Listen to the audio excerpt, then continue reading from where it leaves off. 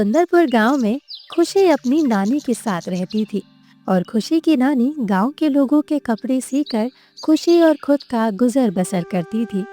एक दिन, नानी माँ, मैंने खिचड़ी बना दी है, आ जाओ खा लो। मेरी छोटी सी नाती इस उम्र में ही कितनी जिम्मेदारी उठा रही है। भगवान ने ना जाने क्यों इसके साथ ऐसा किया। नानी माँ, आ जाओ, बाद में काम कर लेना। हाँ बिटिया, आ गई बस। हाँ, आ गई। खुशी अपनी नानी को खिचड़ी खाने को देती है। नानी माँ, कैसी बनी है खिचड़ी? वाह वाह मेरी बच्ची, बिना तेल मसाले के भी तूने कितनी स्वादिष्ट खिचड़ी बनाई है।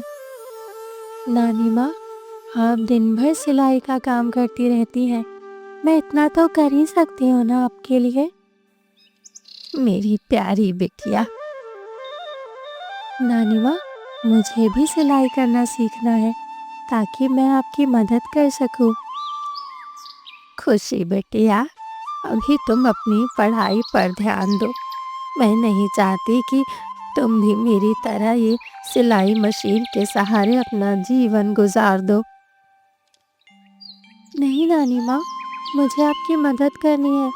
मुझे स्कूल नहीं जाना, मैं बस आपकी मदद करना चाहती हूँ। बिटिया, अभी तुम छोटी हो और मैं नहीं चाहती मेरी नाती भी मेरी तरह दिन भर कपड़े सीती रहे। लेकिन नानी माँ। लेकिन क्या बिटिया? नानी माँ, हमें तो ऐसे ही अपना गुजारा करना पड़ेगा, हम और कर भी क्या सकते हैं। हाँ बिटिया, बात तो तू सही कह रही है, लेकिन मैं भी क्या कर सकती हूँ। काश के तेरे लिए कोई राजकुमार ढूंढ पाती जिसके साथ तू खुशी खुशी अपनी जिंदगी बिताती। नानी माँ, मैं हूँ ना आपकी राजकुमारी और आप मेरी महारानी। हमें किसी राजकुमार की जरूरत नहीं। मेरी राजकुमारी। और फिर खुशी भी अपनी नानी की तरह सिलाई करना सीख जाती है और वो अपने हुनर से सुंदर सुंदर कपड़े सीती। गांव के सभी लोग उसके कपड़े सीने के हुनर की बहुत तारीफ करते, लेकिन कपड़े सीने की सिलाई बहुत ही कम मिलती, जिससे खुशी और उसकी नानी का मुश्किल से गुजारा हो पाता था। और फिर एक दिन, खुशी बिटिया, नानी ने लापसी पूरी बनाई है, आजा बिटिया, पहले खा ले फिर सिलाई करना। नानी बस आती हूँ, आप खाना शुरू करो। बिटिया, ठंडी लापसी अच्छी नहीं लगती, आ पहले खा ले फिर कर लेना। हाँ नानी, बस आ गई। खुशी और नानी दोनों लापसी पूरी खा रहे थे कि इतने में ही उनके दरवाजे पर किसी ने दस्तक दी। अरे खुशी, मेरा लहंगा तैयार हुआ कि नहीं? मैंने तुम्हें कहा था कि मुझे सुबह 9 बजे तक अपना लहंगा चाहिए। सुवर्णा दीदी, आपका लहंगा बनकर तैयार है, मुझे बस उसमें डोरी लगानी है, मैं बस अभी आपको दे देती हूँ। मेरी बिटिया चैन से खाना भी नहीं खा पाती। भगवान, मेरी खुशी को हर खुशी देना, इसकी मेहनत का फल इसे एक दिन जरूर देना। तभी खुशी सुवर्णा के लहंगे में डोरी लगाकर उसे लहंगा लाकर देती है। सुवर्णा दीदी, ये लीजिए आपका लहंगा, एकदम तैयार है, देख लीजिए कैसा बना है। अरे खुशी, ये क्या किया तुमने? तुमने तो मेरा पूरा लहंगा बिगाड़ दिया। मैंने तुम्हें कहा था कि इसे 80 कली का सिल्ला है और इसमें मुझे बहुत घेर चाहिए था। ये क्या है? अरे इसमें तो कुछ भी घेर नहीं है, कितना कम है ये घेर। ये तो मुझे 50 कली का भी नहीं लग रहा। सुवर्णा दीदी, आपने मुझे लहंगे का जितना कपड़ा दिया था, मैंने वो सारा ही इसमें लगा दिया है। मैंने अपने पास कुछ भी नहीं रखा। आप चाहे तो हमारी झोपड़ी में चलकर तलाशी ले सकती हैं।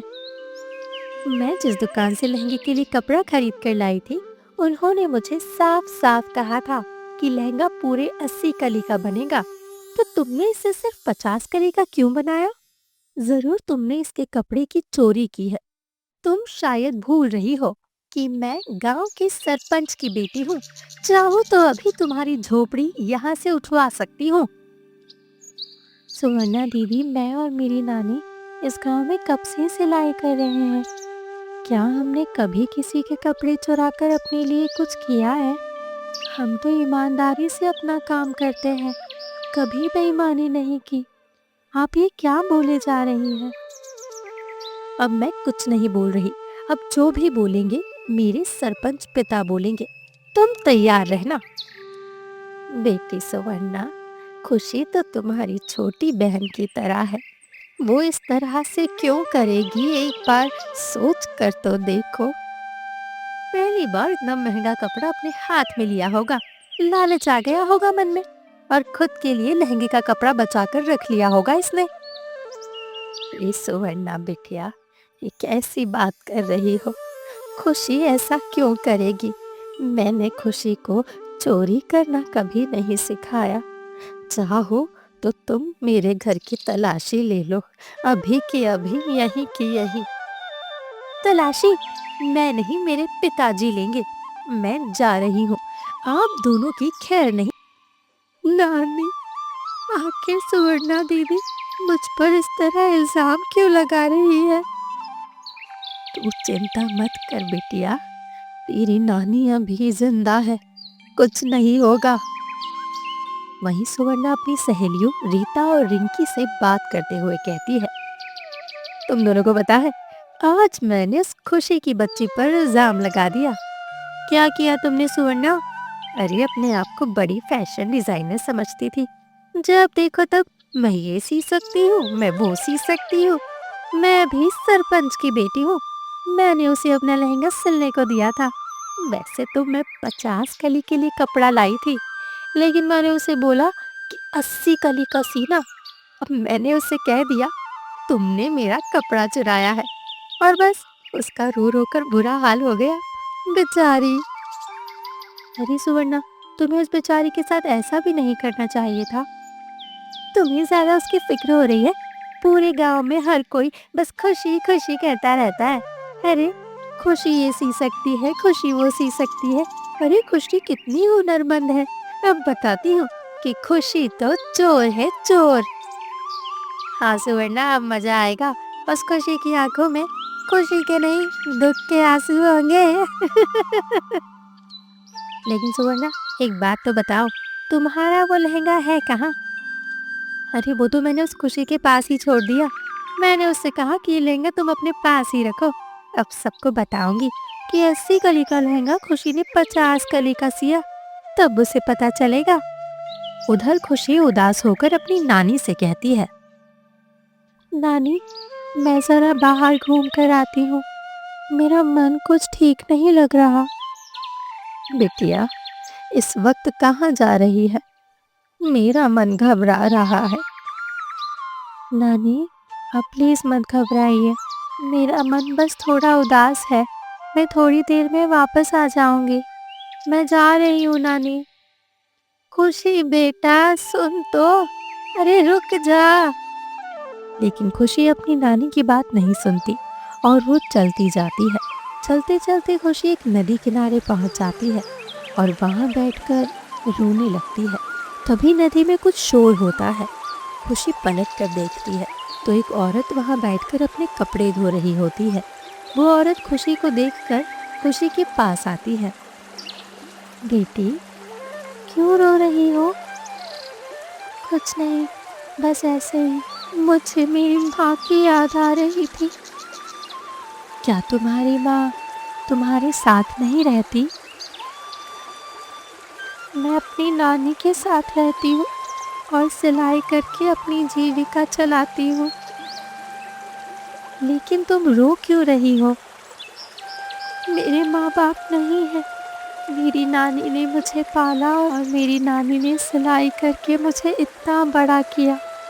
फिर मैंने भी सिलाई सीखी और मैं भी गांव के लोगों के कपड़े सीने लगी। लेकिन गांव के सरपंच की बेटी सवर्णा ने मुझ पर कपड़े चोरी करने का इल्ज़ाम लगा दिया और मुझे कल पंचायत में उनका लहंगा लेकर जाना होगा। उनका कहना है कि मैंने कपड़ा बचाकर अपने पास रखा है। तुम चिंता मत करो, सब ठीक हो जाएगा। लेकिन कैसे ठीक होगा? मेरे पास जो लहंगा है वो सिर्फ 50 कली का है। कल जब मैं पंचायत में वो लहंगा लेकर जाऊंगी तो सब मुझे ही चोर समझेंगे, क्योंकि सुवर्णा दीदी ने तो सभी को ये कहा है कि उन्होंने मुझे 80 कली का लहंगा सिलने का कपड़ा दिया था। तुम चिंता मत करो, ये मेरा कंगन अपने पास रखो। जब भी तुम किसी परेशानी में होगी, इस कंगन से एक बार अपनी परेशानी कह कर देखना, सब कुछ ठीक हो जाएगा। लेकिन आप मुझे ये कंगन क्यों दे रही हैं? ये तो बहुत महंगा लगता है। खुशी, मुझे अपनी माँ की तरह समझो, ये कंगन रख लो। मैंने अपनी माँ को तो नहीं देखा, लेकिन अगर मेरी माँ होती तो ज़रूर आपकी तरह ही होती। आप बहुत अच्छी है। मुझे अपनी माँ ही समझो, तुम्हारी माँ तुम्हारे साथ हमेशा है। तुम कभी चिंता मत करना, तुम एक हुनरमंद लड़की हो। जाओ, तुम्हारी नानी तुम्हारा इंतज़ार कर रही होगी। और फिर खुशी अपने घर जाकर नानी को सारी घटना बताती है। नानी की आंखों में आंसू आ जाते हैं और नानी कहती है, हो ना हो, उस औरत के रूप में तुझे तेरी माँ ने ये आशीर्वाद दिया है। अब देखना, कल पंचायत में सब कुछ ठीक होगा। हम दोनों उस लहंगे को लेकर वहां जाएंगे। अगले दिन नानी और खुशी दोनों पंचायत में जाने के लिए घर से निकल रहे होते हैं। तभी खुशी कंगन हाथ में लेकर कहती है, हे कंगन, ये लहंगा 80 कली का हो जाए और मुझ पर लगे सारे इल्जाम गलत साबित हो जाए। उधर सुवर्णा बड़े मजे में रीता और रिंकी के साथ पंचायत पहुंचती है। अब मजा आएगा जब वो खुशी 50 कली का लहंगा लेकर आएगी। हाँ, बड़ा मजा आएगा। तुम्हें ऐसा नहीं करना चाहिए सुवर्णा। और फिर तभी खुशी और नानी पंचायत में पहुंचती है। खुशी, तुमने लहंगे के कपड़े की चोरी कर अधूरा काम किया है। तुम सजा की हकदार हो। नहीं सरपंच जी, मैंने कोई चोरी नहीं की है। जितना कपड़ा मुझे सुवर्णा दीदी ने दिया था, मैंने उतने का ही लहंगा सिया है। ये लहंगा मैं अपने साथ लाई हूँ, आप इसे देख सकते हैं।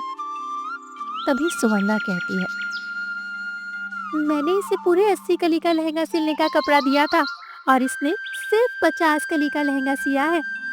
खुशी, जरा लहंगा बताओ तो, अभी दूध का दूध और पानी का पानी हो जाएगा। तभी खुशी वो लहंगा निकालती है और लहंगा देखकर सब चौंक जाते हैं, क्योंकि लहंगे में बहुत ज्यादा घेर था, जिसे देखकर सब दंग रह जाते हैं। और वो लहंगा इतना सुंदर लग रहा था जिसे देख सब चौंक जाते हैं। और तभी एक औरत कहती है, हाय राम, ये लहंगा तो 80 कली से भी ज्यादा का है। अरे सुवर्णा, तुम अंधी हो गई हो क्या?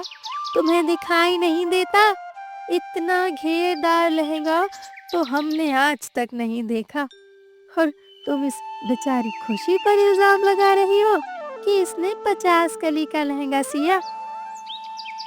और फिर खुशी और नानी भी ये देखकर चौंक जाते हैं। तभी सरपंच जी कहते हैं, सुवर्णा, तुम मेरी बेटी होकर खुशी जैसी हुनरमंद लड़की पर झूठे इल्जाम लगा रही थी। नहीं पिताजी, मैंने ऐसा कभी नहीं कहा। लेकिन सच में जब मैंने कल अपना लहंगा देखा था तो ये बहुत ही छोटा था और इसमें बिल्कुल भी घेर नहीं था। जरूर इसमें कोई जादू किया है इस खुशी की बच्ची ने। सुवर्णा, एक दिन में कोई जादू नहीं हो सकता और ना ही खुशी एक दिन में इतना सुंदर लहंगा बना सकती है। सजा खुशी को नहीं, तुम्हें मिलनी चाहिए, वो भी एक मेहनती लड़की पर झूठा इल्जाम लगाने की। तुम्हारे पिता सरपंच है, इसका मतलब पंचायत के फैसले तुम्हारे अनुसार होंगे क्या?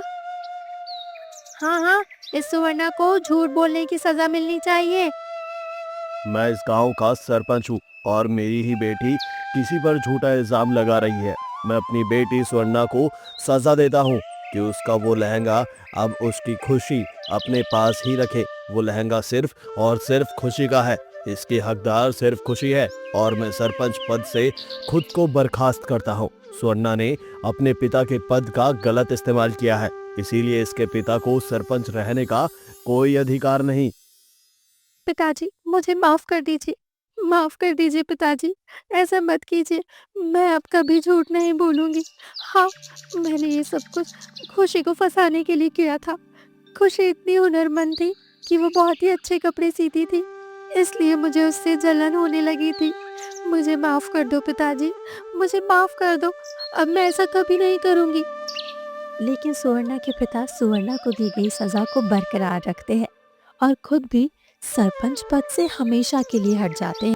और वहीं दूसरी तरफ खुशी अपनी नानी के साथ एक अच्छा जीवन जीने लगती है और उस अनजान औरत का दिया हुआ कंगन खुशी की हमेशा मदद करता और खुशी अपने हुनर से एक बहुत बड़ी फैशन डिजाइनर बन जाती है और पूरे गांव का नाम रोशन करती है। एक दिन खुशी की नानी खुशी से कहती है, बेटी, तूने अपनी नानी का ही नहीं पूरे गांव का नाम रोशन कर दिया। नानी, अगर आप नहीं होती तो आज मैं इतनी हुनरमंद नहीं हो पाती और माँ का आशीर्वाद हमेशा मेरे साथ है इस कंगन के रूप में। मैं जानती हूँ उस दिन उस नदी के किनारे मेरी माँ ही मुझसे मिलने आई थी। हाँ हाँ मेरी बिटिया, तेरी मेहनत ने साबित कर दिया कि तू सब कुछ कर सकती है और तू सचमुच की राजकुमारी है। और फिर खुशी और खुशी की नानी एक बहुत बड़े घर में खुशी खुशी रहने लगते।